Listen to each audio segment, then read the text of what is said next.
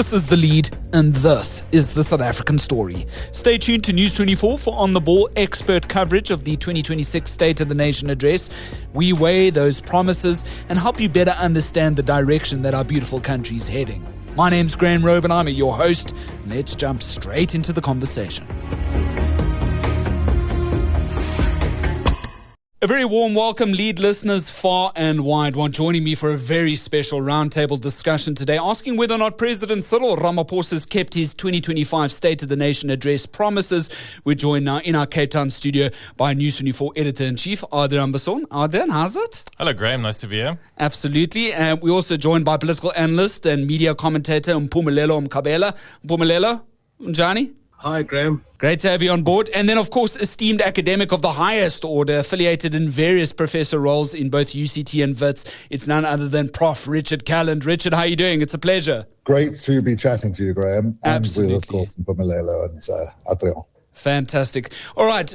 Lots to get to. We're not going to have enough time. We're going to try and keep things to half an hour, gentlemen. But I've kind of set up a few guiding themes to just keep us in check. Let's begin with defense matters. Did you know that when President Cyril Ramaphosa started his 2025 SONA address, he was mourning the loss of 14 South African soldiers in the Eastern DRC? What's the latest, Ardan, is that the president's now come out and said we're pulling out all troops from the DRC. That's the very latest in the last 4 days. I actually didn't remember that, but you're absolutely correct. It was after that terrible attacks, and yes, quite a lot has happened around the DRC conflict and Rwanda. You know, not only because of our own doing, but also because of what Donald Trump has been doing in that space. But yes, we have withdrawn from the DRC our troops that was part of the MONUSCO alliance.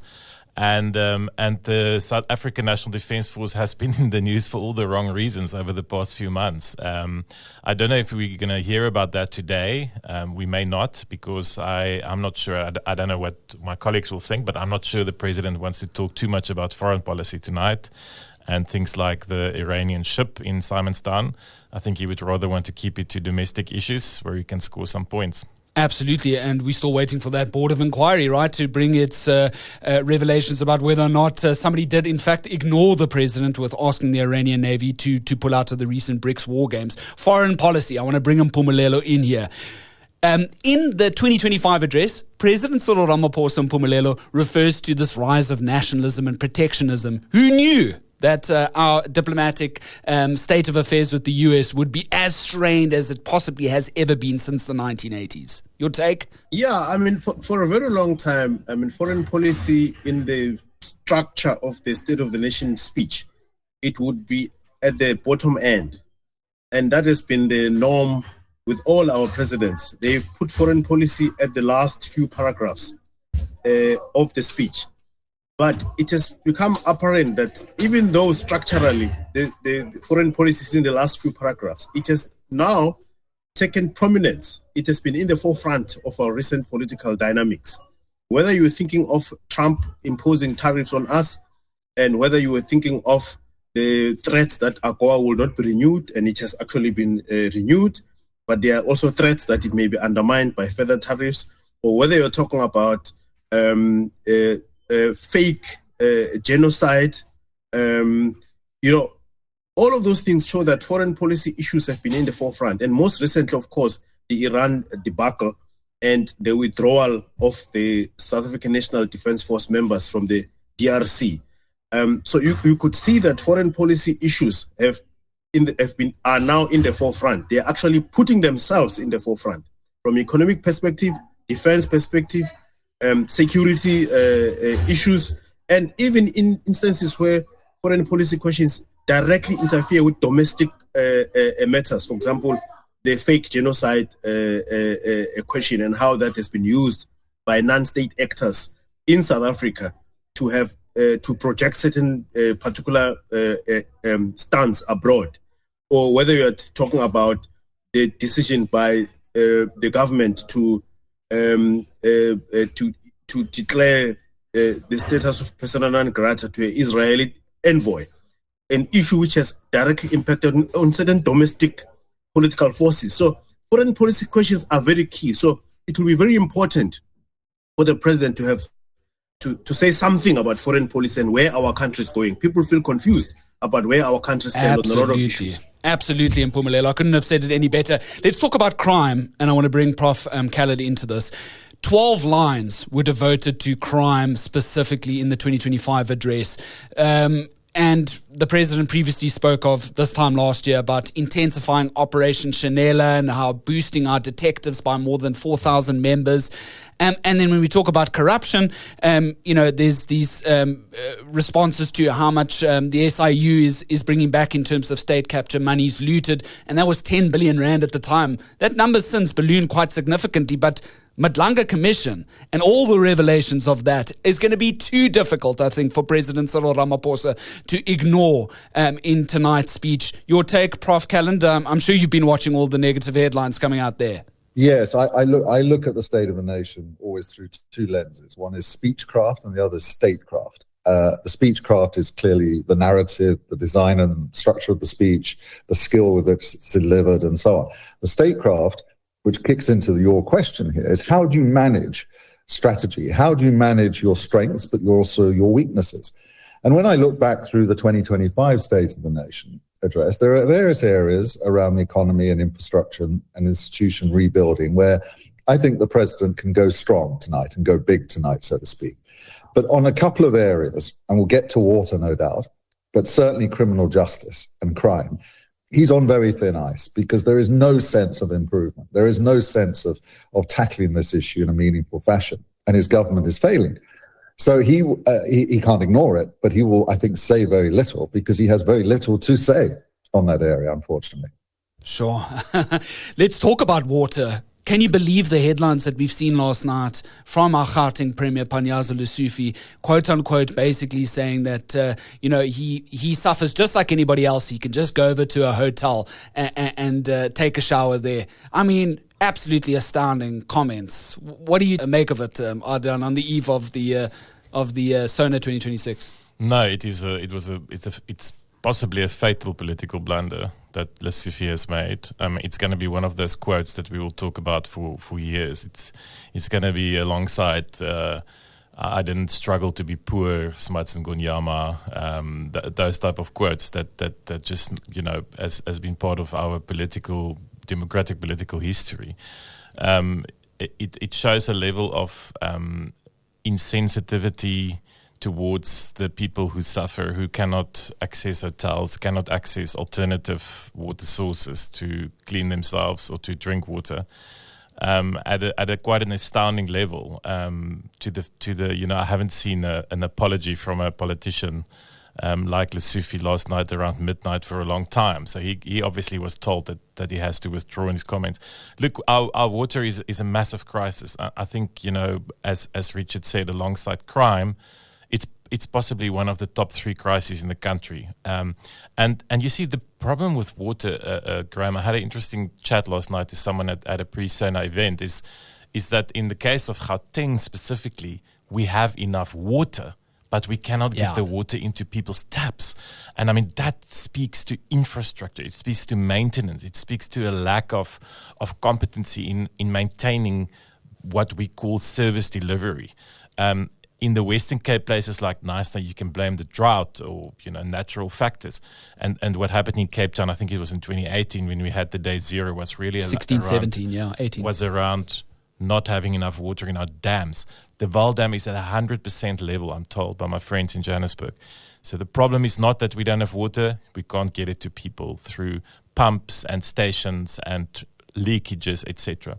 And of course, Helen Zille, the DA's Joburg mayoral candidate, is having a ball of a time exploiting this crisis, this really man-made ANC misgovernance crisis in Johannesburg.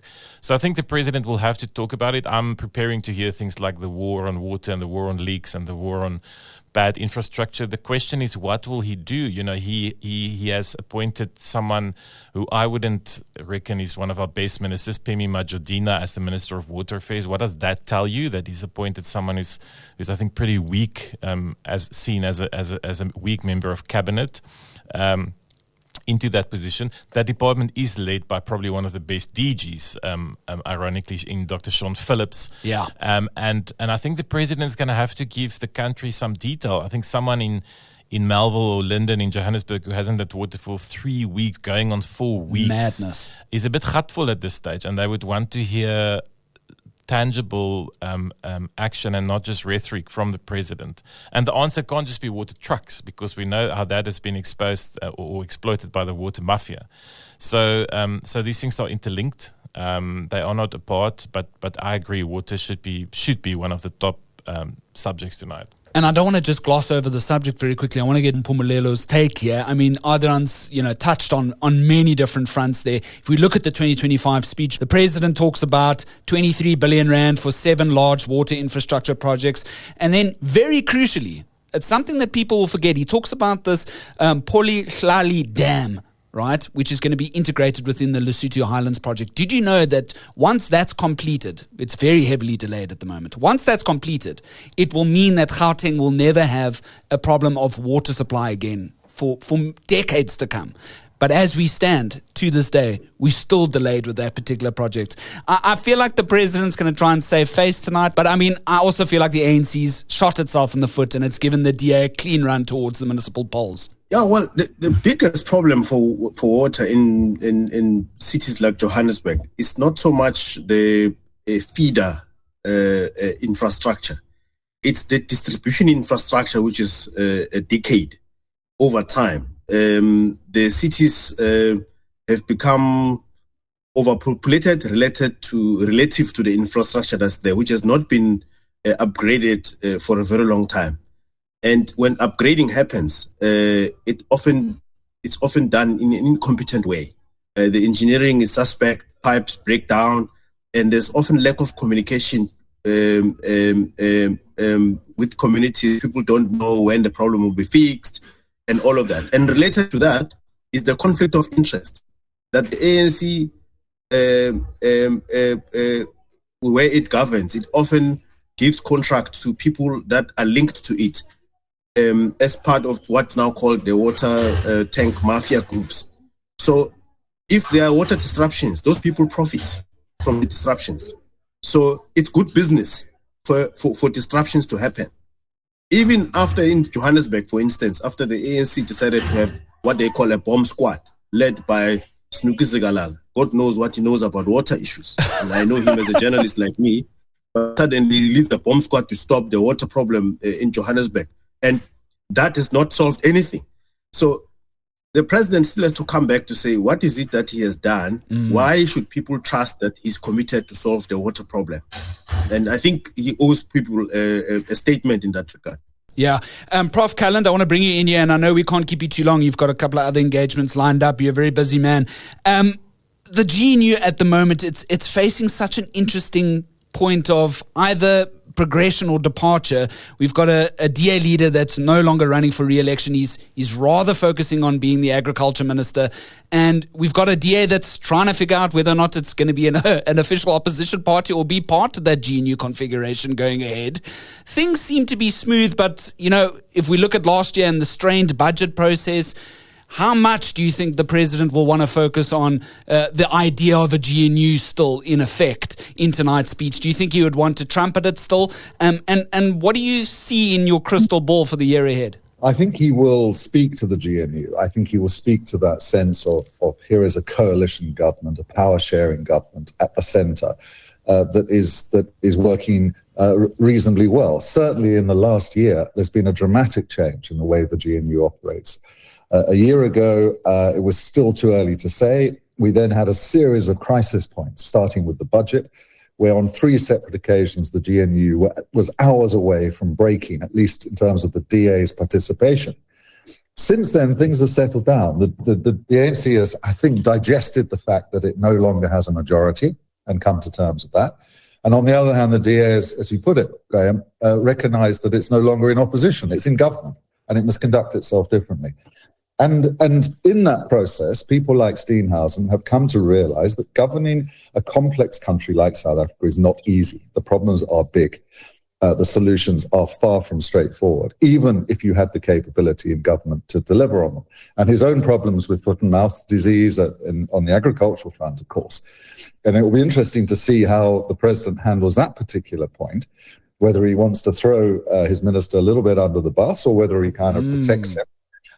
Will be very interesting in terms of both speechcraft and statecraft tonight. And of course, it's a local government election year at the end of the year. And of course, the president will speak tonight as the president of the country, not the president of the ANC. So there won't be electioneering. But back to water and such matters, he will have to put on a strong face with that local government election in mind, because it's those issues that will be the issues that are front of mind for voters come November. Yes, Adrian, I want to bring you in here because News 24 has a very interesting initiative that we're moving towards this year. It's called the News 24 On the Record Summit. It's all about jobs. And I feel like we hear the same rhetoric when it comes to the States and Nation address every single year. And if I point just quickly to the 2025 speech, it's the same thing. The presidential employment stimulus package helped create almost 2.2 million jobs. I mean, over how many years, he doesn't sort of say, you know. Here we're talking about what are the real tangible, practical things that all South Africans really need to do to get to 5 million jobs within the next decade.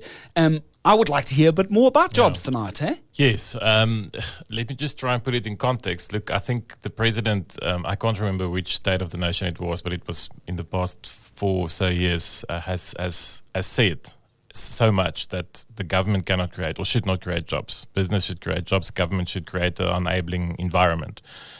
That impact hasn't been felt yet. We are still struggling to grow. But there are green shoots. That's become a very popular term these days. You know, you've seen some employment growth in the construction sector with the massive infrastructure spend that Minister Dean McPherson, who's one of the DA ministers, has started. You also seen some green shoots in agriculture over the past 2 quarters. Not at the scale where we want it to be and where it should be, and that's exactly what our conference in March will try and address. But tonight, yes, the president will have to talk about it. I suspect, Graham, that he will take a leaf from the book of Adrian Enthoven, who's the one of the founder or the leader of Yellowwoods and part of the famous Enthoven family, who's one of the business people very closely involved in the government-private sector cooperation, that delivered, I thought, quite a seminal speech towards the end of last year, which said that we have turned the corner after state capture. And I wonder if the president wouldn't consider. I mean, it's very attractive to consider taking that angle tonight to say, listen, it was hard, but here we are, 9-8 years away from my inauguration as president for the first time, and we have turned the corner. Even Adrian Enthoven says so. And then he will refer to things like Operation Vulindlela, which has overseen improvement in our rail and ports, the way those are managed. He will certainly speak a lot about Eskom and about the fact that we no longer have load shedding. Although we had quite a sobering report from Amabungani on our site this week showing that Eskom is still not performing at the level it should, but obviously many things have contributed to the fact that we now have enough energy supply. So I think yes, I think the president will talk about jobs in that context, but unfortunately he doesn't have the numbers to show. He doesn't have the type of job creation we need to move the needle. He doesn't have. We're still not at 1% growth. You know, we're far away from 3% economic growth, which he said was the target a few years ago. So he's going to have a bit of a tough time explaining that. And I mean, yes, there will be some platitudes in between. Right. Prof. Calland, I just want to bring you in here with excuses to Mpumelelo, because I know you've got to drop off, and I really just want to get this final word from you. Are you also expecting that sort of level of buoyancy from President Cyril Ramaphosa tonight, extolling virtues around us turning a corner when it comes to the economy? Look, every president, every head of government at such an occasion has to offer a signal of hope. That's essential. The only question is whether he can do so, or any president can do so credibly. Now, for the reasons we've just discussed, there are those green shoots. There is that solid evidence of things turning, that the tortoise, which is how I think of President Ramaphosa, the tortoise is beginning to win the race, that his reforms, steady, slow, unspectacular, but kind of more or less on track, are beginning to yield some positive results. He therefore does have a good news story to tell. to coin a phrase. It's a phrase that President Zuma used in a speech in around 2012, 2013. Mac Mirage wrote that phrase. And it didn't seem very credible then. This time, I think it is more credible. But of course, for most South Africans, that story of turnaround will not match their lived reality. And that's the credibility gap that this president will have to somehow find a way to bridge with credible commitments and credible evidence of progress. Fantastic. That's Prof. Richard Calland holding very senior positions in both UCT and WITS. I really do appreciate your time, Prof. Calland. Thank you so much for joining us on The Lead. Thank you. Mpumelelo, I want to really just give you the final word here before we give Adrian the final word. What do you want to hear in the speech tonight? What's that one thing that, like, hey, I really want some finality on here? For me, it's rail. I feel like rail needs a huge resurgence and boost. I think there's been a lot of lies told about rail and a lot of colouring in the lines from a PR perspective, but I'll get to that in a second. What do you want to hear from President Ramaphosa? Look, the president, since he became president, he has been trying to inspire the nation. He has been trying to make people feel hopeful. And if you look at his speeches, I mean, it's colored with very nice, flowery language. We'll work together. From the days of Tumamina, to the days of the GNU, he's been somebody who says, listen, we can work together, we can turn around the country, I'm committed, and all of that. But what he has never said, and this is what I would like him to say, is to say, listen, I have promised a lot of things over the years. And even in the previous State of the Nation address, I promised things. But here are the problems I am confronting in government. This is the reason why I am not able to deliver to you. And here is the honest truth about the wrongs in government. And here are the mistakes that I have, as a president, have made. And these are the mistakes, in hindsight, I've learned from. And these are the things I'd like to fix, because I'm not able to drive the government or the state to the direction where I would like to achieve these things that I promised you. You know, one of the things that is a running theme of his speeches, it dates back to the days of the National Development Plan. You know, he was one of the commissioners who drafted that National Development Plan. Is the state capacity, building state capacity, building an ethical state and a caring state and a capable state. Now, why is it not happening? And the way we want to see it happening is that water must be delivered. That's a capable state. An ethical state, we want corruption to stop. Why is it not stopping? Look at the Madlanga Commission. Why are we can the police that are corrupt really stop corruption? Why is it that the president appeared not to have known who would be his best prosecutor until the last minute? What's the problem? What hamstrings him from doing the right things? I think if he can come with an honest approach to the nation, people sometimes would like you to be vulnerable as a leader. I think that vulnerability has not shown. It's always like, we can do this thing, we can sort it out. But he doesn't tell the nation, hey, I'm struggling here. Here's my problems. Please help. Yeah, it's an excellent point from your lips to his speechwriter's ears. Danko Mpumelelo, I really do appreciate it. Thanks so much for joining us on The Lead. That's Mpumelelo Mkhabela, a political analyst and, media analyst as well. Danko, appreciate it. Chat soon. I want to give you the final word. What do you want to see in tonight's speech? Look, it's hard to top Mpumelo's list. I will just add one thing. I think we live in quite turbulent times globally. We've seen some crazy stuff happening across the Atlantic over the past few weeks. I think democracy is up for grabs. It seems to me like the world is going through a transition into an unknown phase. And I think the president can never enough repeat his commitment to democracy, the sacred sanctity of the Constitution, the fact that South Africa lives by the values of the Constitution, by a Bill of Human Rights, and that we still firmly believe in what democracy means, freedom of the speech, general elections, etc., etc. I would like to hear some of those things, because we can't just accept that anymore, that a head of state or that a country believes in democratic values, as we see the emergence of new power blocks in the world. I'm also curious to know if the president will make reference to the type of thinking that's ongoing at the moment globally, that the so-called middle nations should come together. I think in the light of the Canadian Prime Minister Mark Carney's speech in Davos, I would like to know if the president will reference that, where does South Africa find itself as a middle nation of sorts, at least the biggest economy on the African continent in these type of discussions. And I think finally some tangible things, give us some tangible hope, not platitudes and poems. Poems are always welcome, but I mean, give us some. What are you going to do in the police? What are you going to do about water? What are you going to do about rogue generals in the SANDF? What will you do about unemployment? I hope for some from really tangible areas of growth and steps that could be implemented tomorrow. Yeah, I'm a bit of a train nerd. I thought I'd just let you.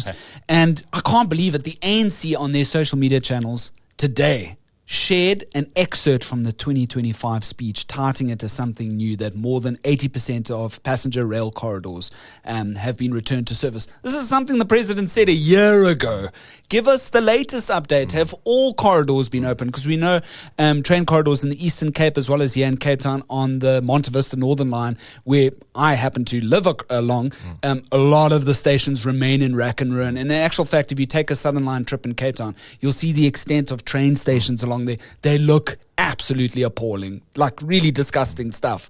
So I want to hear more about, PRASA putting their money where their mouth is and finally bringing our passenger rail back to where it used to be. 10 years ago, we had 400 million annual trips by train in South Africa. The president now thinks that around 77 million per year is something to celebrate. Look, it was devastated by COVID-19, not taking away from that, but get rid of the corruption in PRASA and try and bring back our rail so we can make it work for South Africa's economy. That's my theory. That's what I stand by. And that's what I hope to hear in tonight's speech. Myself, a big train fan, and I think it's critical. The trains, in terms of Transnet, there's been progression. So you might hear some positive things about the rail between Richards Bay, etc., and Johannesburg, but I'm not sure about the passenger front. Yeah, I would love to see trains running in Gqeberha again like normal. Anyway, that's neither here nor there. Adrian Basson, Editor-in-Chief at News 24. Thanks so much for your time. Good luck with the speech tonight. Thanks for having me, Graham, and let's see what the president has in store for us.